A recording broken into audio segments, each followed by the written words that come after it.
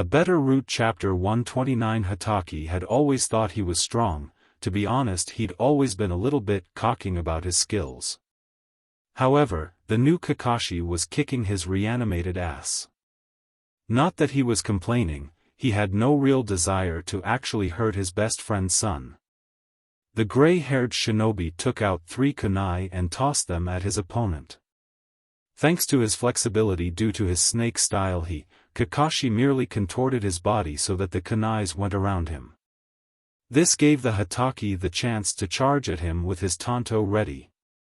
Kakashi raised up his hands and caught the tanto inches from his face. Damn, you almost had me there. Hatake twisted the blade so that it cut Kakashi's hands. He grunted in pain before kicking Hatake away. Looking at the gashes in his hands, Kakashi began to think he might have to use more of his chakra than he wanted to if he was gonna beat this guy. That was until he saw a blue blur from the corner of his eye that kicked Hatake square in the head. Once he got a good look at who it was, both Kakashis yelled, "Dad/Obito?" Obito jumped next to his son, who saw the other 4 Kages out of the corner of his eye. "Dad, what the hell are you doing here?"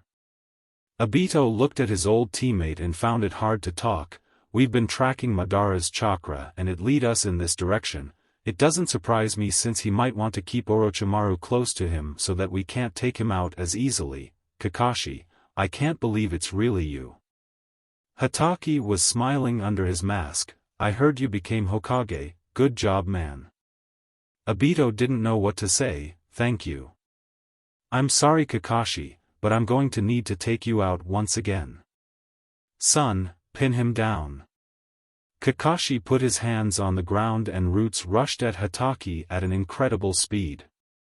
He wrapped him up and Obito ran next to him with a scroll. "I made sure to take some of the scrolls to seal the reanimated bodies with me. Look, I'm sorry about all those years ago, I couldn't protect you and—" Hatake cut him off. "You'd better not be still harping on that man. It was years ago and you did what you had to do.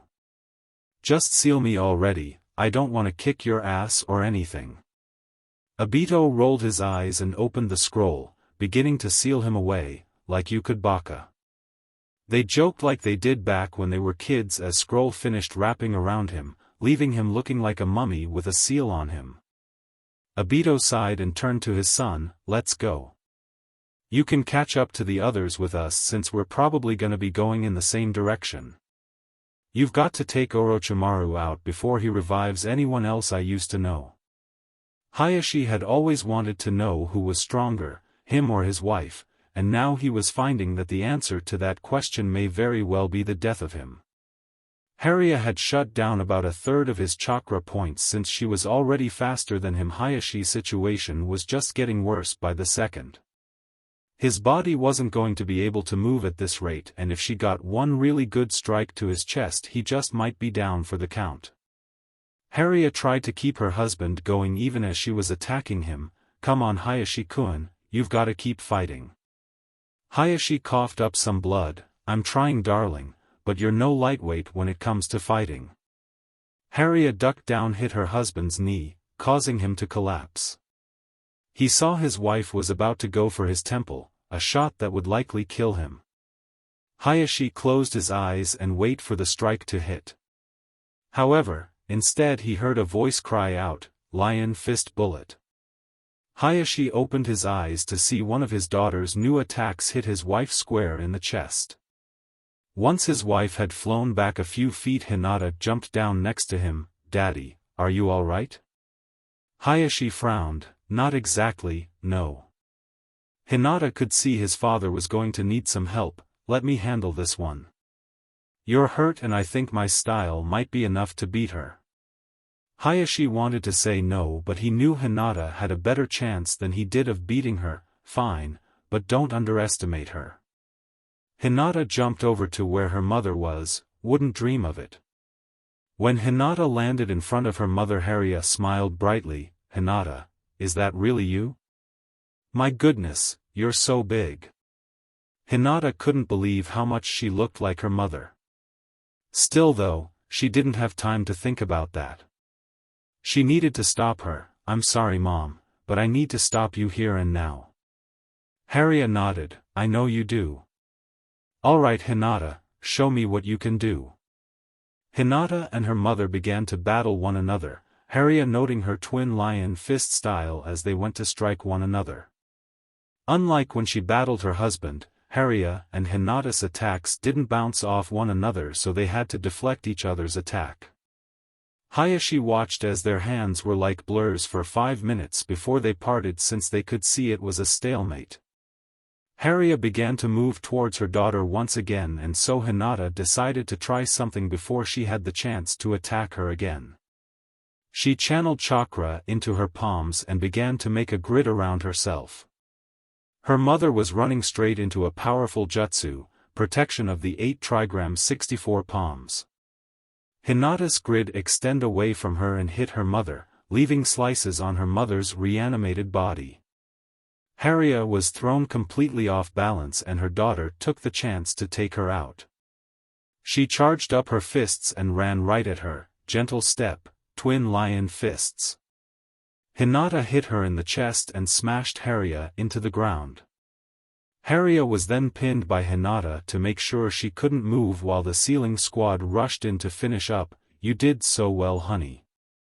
You've gotten even stronger than me and your father. Hinata fought back tears and Hayashi came up behind him. Mom, I wish you could stay. I want you to meet so many people. Harriet didn't seem too scared. It's okay, sweetie. Just to know that you're happy means the world to me. Hayashi, you've done a wonderful job with our daughters. Hayashi couldn't stop one small tear rolling down his cheek. I love you so much. Harriet just kept smiling. I love you too, I love you all so much. With those words Harriet was sealed away, leaving Hinata and Hayashi to merely hug each other in comfort. It had been a fight neither of them would forget. Some really hadn't ever had her ass handed to her, but this time that was the case. She hadn't landed so much as a hit on Otoba, but he had landed more than a couple good blows on her. Both her and Kuramaru had cuts all over their bodies and a fair amount of bruises too. Still, much to Tsum's credit, she refused to give up. However, this was to Otoba's dismay. Puppy eyes, you've gotta run. If you keep this up I'm gonna end up killing you. Tsum shook her head. No way, if I back down you'll end up tearing through our ranks like they're nothing. I've still got one good move up my sleeve. She tossed Kuramaru a soldier pill and threw a smoke bomb down. When it cleared, 2 giant white wolves were standing in front of Otoba. The super wolf Fang over Fang, huh? A great move, but I can top it. He made a shadow clone and tossed his partner a soldier pill of his own, then he threw down a smoke bomb of his own. Only when the smoke cleared, instead of 2 giant wolves there was one massive wolf with 3 heads. The massive creatures charged at one another, super wolf Fang over Fang / tail chasing Fang rotating Fang. The 2 attacks hit and made a noise loud enough to have everyone around them trying to see what happened. What they watched was Tsum's attack getting completely obliterated by Otoba's. To put it simply, it didn't even stand a chance and the 2 wolves were nearly torn to shreds. Tsum and Kuramaru poofed back into themselves and hit the ground hard. Both of them were bleeding and could barely stand up. The giant 3-headed wolf poofed away and Otoba walked in front of his wife. Though it was the last thing he wanted to do, he kicked her down as she was trying to stand up and put his foot on her chest. I'm sorry Tsum-chan, I wish I didn't have to do this, but it isn't a choice for me. A brash voice yelled, Hey, I don't know who you are, but get your foot off of my mom. Otoba looked up and realized who it was. Is that him? Is that my son? Kiba got a shocked look on his face. He'd never seen his father before since he was incredibly young when he first died, and he'd only seen him in few pictures. Now that he thought about, this guy did look just like the guy in the picture. You mean this guy is my dad? Why the hell is he fighting you? Oh right, revival thing. Well, looks like I'm finally gonna get to see if I'm really the strongest in Azuka. Otoba couldn't help but be excited to fight his son. So you think you can take your old man, huh? Well then bring it on, pup. Otoba made another shadow clone and tossed his partner another soldier pill. Kiba realized what he was doing and did the same. You think you're the only one that can pull that off? Well, watch this. Some watched as the battlefield filled with white smoke, clearing to reveal two of the giant wolves with 3 heads standing across from one another. They sprinted at one another, started right into their attacks. The force when the 2 attack hit had everything around them shaking. Still, Sum was very nervous for his son. She knew Otoba still had more raw power than Kiba did, and soon or later he was going to lose. Or at least she thought that until she saw another Kiba running at 2 attack from the side. He threw a smoke bomb and turned into another giant wolf and began to spin at Otoba's attack. Sum smirked when she realized that he'd set up that clone earlier just in case. That boy is a smart one. The wolf hit Otoba's transformation and drilled him right into a cliff, kicking up a cloud of dust as he did. When the dust cleared, everyone was back to their normal selves and Otoba was complete crushed into the cliff. The sealing team was already working on getting him out of the fight. Well, I'll be damned, the boy isn't just strong, he's smart too. I wish I could have seen you grow, but at least it's clear your mother did a damn good job with you. Kiba wanted desperately to have some time to get to know his dad, but he figured this was all he was gonna get. Thanks, I promise, I'm gonna make you proud as clan head. Otoba grinned. You don't need to be clan head, you've already made me proud. He was sealed away as Tsum came up and put a hand on her son's shoulder. Come on, you need to get my ass to a medic. Nice job out there, kid, your dad wasn't the only one who was proud of you.